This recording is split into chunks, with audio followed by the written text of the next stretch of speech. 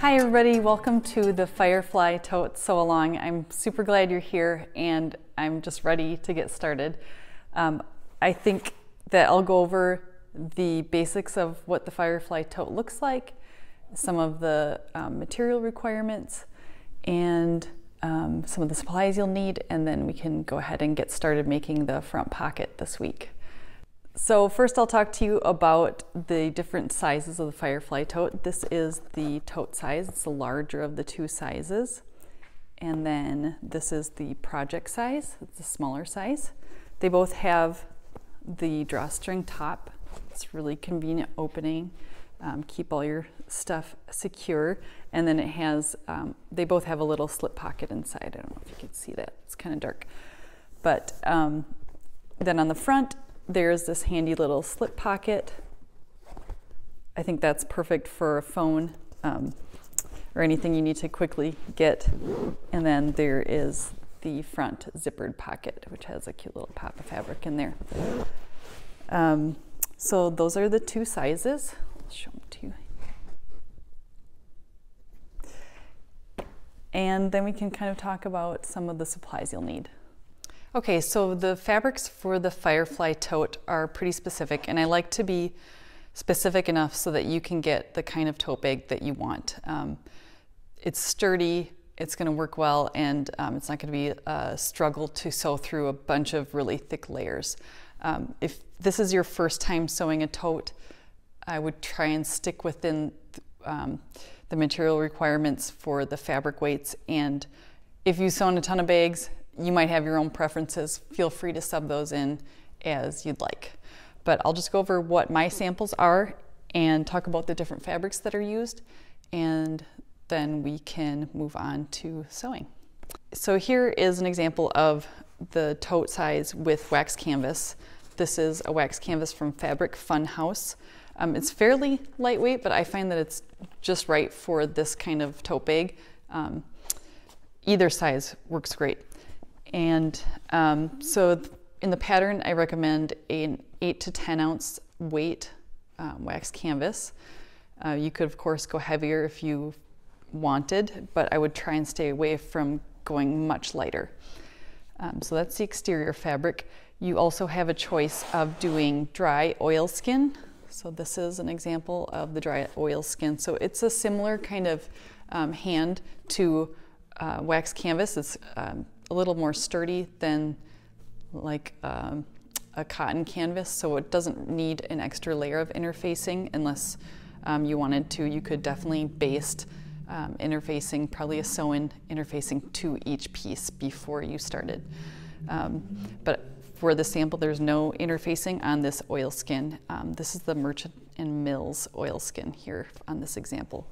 It is a little bit more expensive, just like wax canvas. They're a little bit more expensive, but usually they come wider, so you can get more out of your cut of fabric, and then also just consider that you don't have to use interfacing, so that's a little bit of a cost savings too. So also in the pattern, you can use cotton canvas. This is Robert Kaufman's Big Sur cotton canvas, and for this I do recommend using an interfacing width. This is nice and sturdy. It's a 9.6 ounce weight fabric, so it's at the top end of the range, but I think it's perfect for this bag. It's easy to come by. It comes in a million colors, and it's cotton, so it's easy to sew. If you're not familiar with sewing with wax canvas, this is the route to go. Ask your local quilt shop or shop for that online. So with the cotton canvas, I recommend using an interfacing, and this is just a chunk of the fusible Pellin's Fusible 809. I like this. It's a nice stiff interfacing. I think it adheres really well to the canvas. I don't always love how it attaches to quilting cotton. It can be kind of wrinkly or a little bit fussy, but to the cotton canvas, I think it works really well. And I always iron it from, I would have the interfacing and then the cotton canvas, and then I have my iron on top of the cotton canvas. That's just how it works for me. I don't use steam, but it works really well. So those are the exterior fabric choices that I would go with, that I recommend. And then for the accent fabric, that's this piece here, the front pocket, and also the drawstring closure. That's made out of the accent fabric as well. And then the lining is quilting cotton as well. So you could use quilting cottons, anything. I like it because you can do a really amazing print. Usually canvas weight fabrics is a little harder to find fun designs, but there's no shortage of quilting cottons that are really amazing. So this is a super great opportunity to use like your favorite quilting cotton. This example is the Essex. This is my Quarry Trail collection, and Essex works just as well. Essex is just a tiny bit heavier than quilting cotton, but it obviously works great too. Okay, I think that's about it for the fabric selections. I should mention that you could also use fusible fleece. I've made a sample that uses fusible fleece as the interfacing, and then I've quilted the exterior pieces. It's just an extra couple steps, but if that's something that you're interested in, go for that. There's a little bit of instructions on that in the pattern. Another fun option, besides using the accent fabric and using the front pocket, is to do the simplified version of the Firefly tote, which is just, it just has a very plain front and back. You skip doing the front pocket area and just cut it all from one fabric. It just is a really kind of fun basic tote. This is a great place to start if you're just wanting to feel out for the size of how the Firefly works for you, and or if you're a beginner, this is a great place to start. You can avoid doing the zipper if you want, although zipper's fun too. But here is the project size in the simplified version. So it's just one other option for you. And then I thought I'd show this is the quilted version. I don't know if you can see that. But I fused fusible fleece to these exterior printed pieces, and then I quilted it.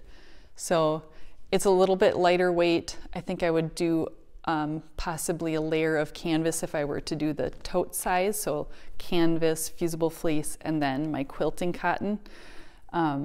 If you wanted to just, also you could use a little bit heavier fabric than quilting cotton as well.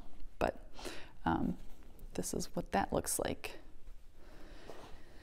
Okay, so hopefully that wasn't too overwhelming. And I do want to say that of course, it is fun to mix up the fabrics. So if you wanted to, you could cut all these fabrics from a different piece of fabric. So feel free to mix those up. You don't have to follow like cutting all these from the accent fabric or cutting all of this from the exterior fabric. You can kind of mix it up, mix and match, and even use up some even smaller pieces from your stash. So that's just one more way to go. Okay, we can go over a few of the supplies you'll need in addition to your fabrics and interfacings for the Firefly tote. The handles, I usually like to use a leather handle. This is a 1-inch wide by 28-inch long set, so 2 handles, and you can make them really any length you wish. I have cut mine a little bit shorter for the tote size, a 25-inch, but you can make them however long. And the other material you can use is cotton webbing. That's also 1 inch by 25 inches is what the pattern calls for the tote size. The project size, the smaller of the two, that uses an 18-inch long. Of course, you can make it longer. You could also make your own fabric straps, but I'm not going to go into that for this particular bag. But those are just a few examples of what you can use. You'll need some ribbon, drawstring cord, anything you can fit in a 3/4 inch casing is what you can use for the drawstring closure. So you'll need 2.5 yards for the tote size and 2 yards for the project size. But I just have this kind of a cord here and this is just a cotton twill tape that's really nice to work with too. So that's for the drawstring closure. You'll also need a zipper for the front zipper pocket. This project size is smaller, it uses a 6-inch, and the tote size is a 7-inch zipper. If you have zipper tape, that would be a really easy substitution as well. Cut it an inch longer, basically, on each side, so just an inch longer than what the pattern calls for. And this is a 1-inch wide tape. If you have the zipper tape that is by the yard that's a little bit wider, you could make that just small adjustment by scooting the fabric down in just by 1/8 of an inch or so, just to account for that zipper tape being a little wider. Here are some rivets. These are just a double cap rivet here. I use these on the outside of the bag when I'm using it with leather and webbing. They're totally optional. You could just sew the handles in place or do no sewing at all. The rivets do add a bit of structure though to the bag and durability to the handles, so you're either going to sew or rivet. If you're planning on sewing, I would probably stay away from using leather for your handles. It's just going to be a little bit easier to not have to worry about sewing through those at the end. If you're used to sewing through leather, then great, go for it. The other option is a Chicago screw, and that's just kind of like exactly what it sounds like. It just screws together. So it has a little post and then a little screw. This is a 1/4 inch post, and that works really well. I usually cut a small little leather washer that would go and sandwich it on either side. That makes it really durable. You can get these on Amazon. I'll try and add some to the shop, but that's what those look like. And they require no special tools. You just tighten it like a screw, just a flathead screwdriver there. And then of course you need a few cutting tools.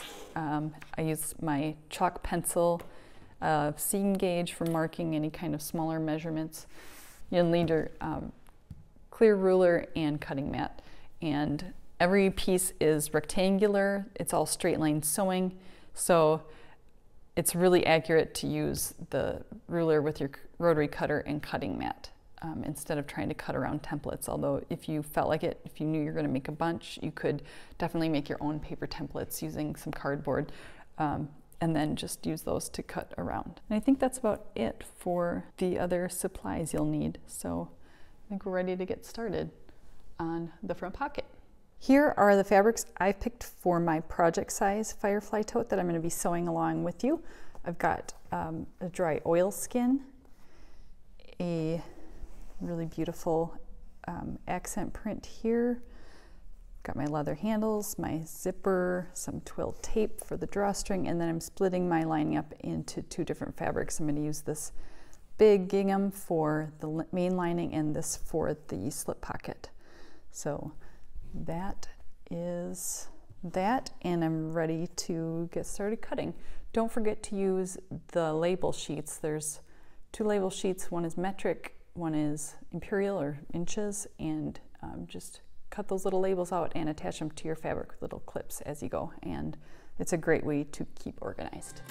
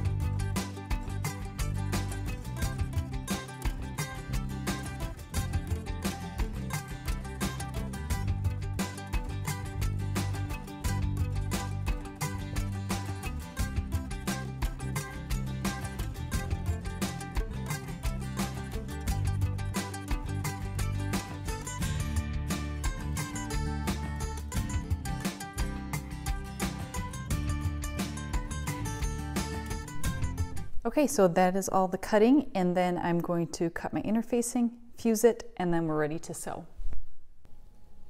Okay, so we're ready to sew the front pocket, and if you're doing the simplified version, you're going to cut 2 pieces the same size as the back panel instead of cutting the front panel pieces. So 2 of those instead, but that's the simplified version. So I've got the accent fabric cut, these 2 pieces, and then the zippered pocket lining piece here. And if you'll note that these are, this is a directional print. It has a distinct up and down way. So that's why I chose this one. If anyone else has picked a print that is directional, you can follow these extra little steps to make sure that you're not going to have one piece that's upside down when you are finished with your front pocket. So to start, we're going to take the front pocket piece A, that's the smaller of the 2, and my zipper, and I'm going to place it right side down on top here, and my fabric is facing up. This is the direction that it's facing, so that's how you'll want it. And I'm going to baste right along this edge here to hold this zipper in place. And to keep this zipper centered, I usually like to fold it in half so the zipper stops are aligned, and then I'll mark just a little mark in the seam allowance so that everything is lined up. If you get it off to one side or the other, it's going to make a little bit of a headache later on, but just as long as you go ahead and try and put it in the center, you'll be okay. So I'll take it over the machine and baste it. Okay, so that zipper is basted in place along that edge, and then I'm going to take my front zipper lining piece, and let's go ahead and pretend that this is the wrong side. This gingham does not have a distinct right and wrong side, but this is the wrong side, facing up. So that's going to go right side down on top of your zipper, and then I'm going to go ahead and sew right along the zipper with a 1/4 inch seam allowance. So there I've sewn across the top edge, and now I'm going to press the fabric so they're going to be wrong sides together, like this.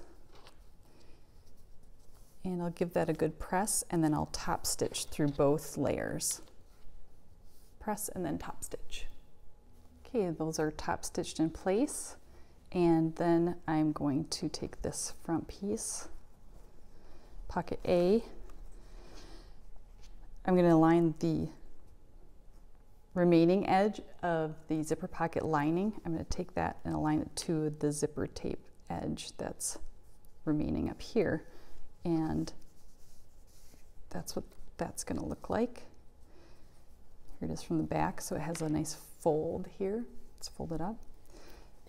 This zipper pocket lining fabric will be right sides together. So that's just an easy way to double check. So that's when you open your pocket, you're going to see the right side of the fabric, not the wrong side.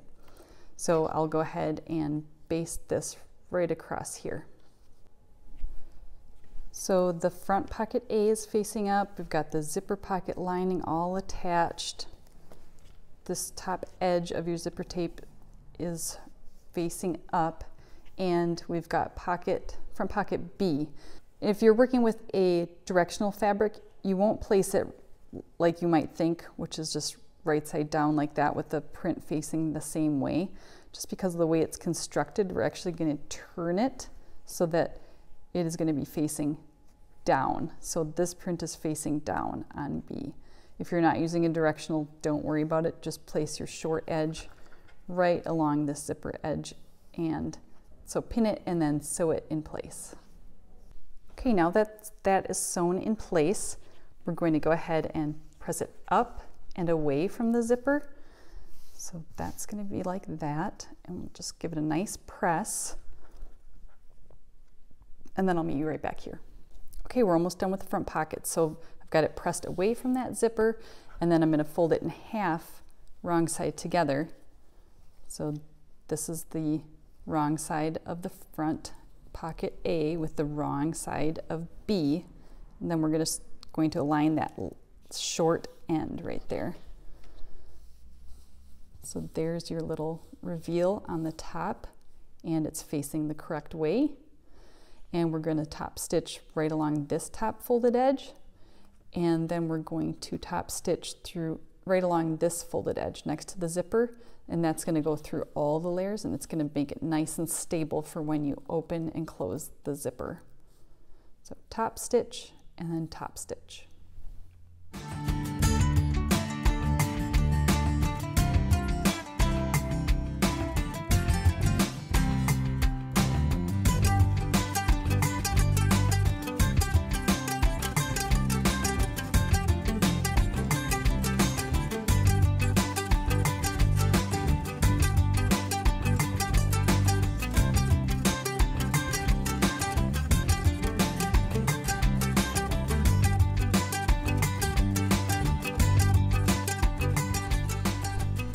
Okay, so now the front pocket is all assembled, and next week we're going to be basting it to the exterior center panel and putting the front panel of the bag together, the back panel, getting the exterior all set to go, and I'll see you back here then.